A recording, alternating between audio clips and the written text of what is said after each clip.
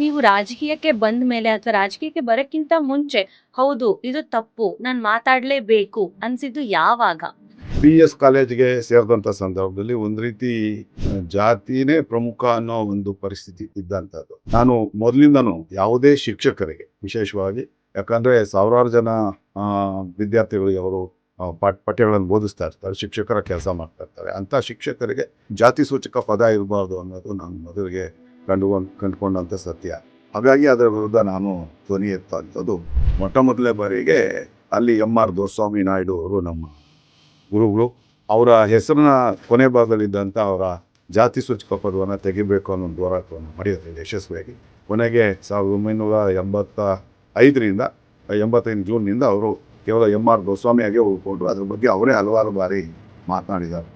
ಎಲ್ಲ ಸಮುದಾಯಗಳಿಗೆ ಸಲ್ಲುವಂಥ ಶಿಕ್ಷಕರಾಗಿರಬೇಕು, ಆ ರೀತಿ ವರ್ತಿಸಬೇಕು, ಆ ರೀತಿ ನಡ್ಕೋಬೇಕು ಅನ್ನೋ ಒಂದು ವಿಷಯವನ್ನು ನಾನು ಮನವರಿಕೆ ಮಾಡ್ಕೊಂಡು ಅದನ್ನು ನಮ್ಮ ಶಿಕ್ಷಕರು ಕೂಡ ಅದನ್ನು ಅವ್ರ ಗಮನಕ್ಕೆ ತಂದು ಅದ್ರಲ್ಲಿ ನಾವು ಯಶಸ್ವಿಯಾಗಿ ಕೂಡ.